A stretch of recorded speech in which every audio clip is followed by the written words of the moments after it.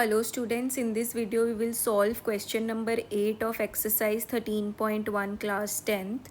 So यहाँ पे भी हमें इंटरवल्स गिवन है, क्लास इंटरवल्स, ठीक है, 0 to 6, 6 to 10, 10 to 14, 14 to 20, 20 to 28, 28 to 38 and 38 to 40.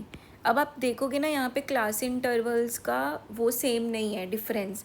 यहाँ पे 6 का डिफरेंस है, यहाँ 4 का, यहाँ भी 4 का, यहाँ फिर 6 का, यहाँ 8 का, यहाँ 10 का और यहाँ 2 का.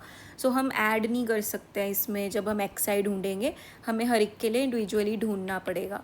एफ आई हमें गिवन है 11, 10, 7, 4, 4, 3 and 1. अब इसका सम कर लेते हैं पहले ही. 21 + 7 28, 32, 36 एंड 40. ठीक है, ये हो गया हमारा सम.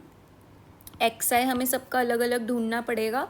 सो 6 divided by 2 would be 3, 16 divided by 2 would be 8, then 24 divided by 2 would be 12, 34 divided by 2 would be 17. ये हो जाएगा हमारा 48 divided by 2 would be 24.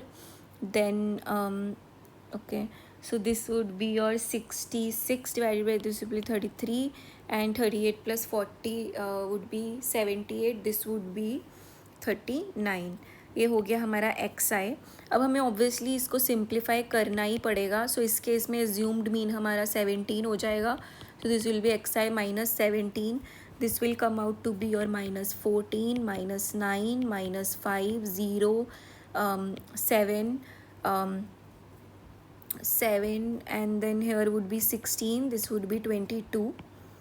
Again यहाँ पे कोई कॉमन मल्टीपल तो समझ में नहीं आ रहा है. सो हम यू आई नहीं ले सकते. अगर हम यू आई से डिवाइड करेंगे ना, we don't have a common multiple इनका कि जिससे हम डिवाइड करें. तो हमें एफ आई डी आई ही फाइंड आउट करना पड़ेगा. यहाँ पे थोड़ा multiplication would be difficult but still easier than multiplying F I with X I.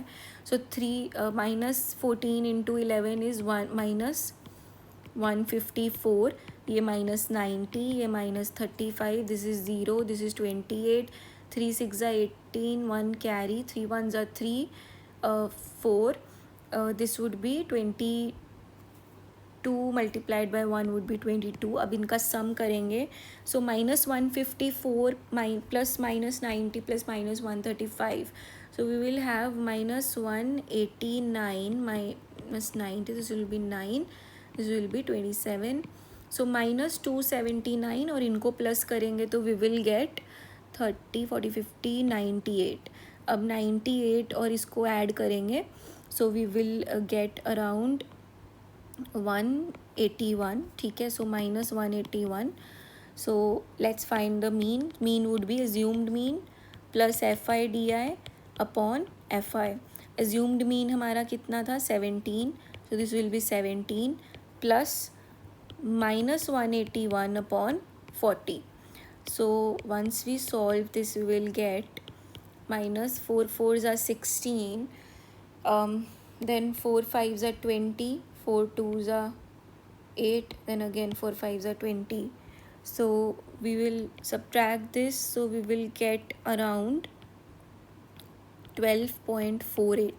so this is your assumed mean in this case. okay.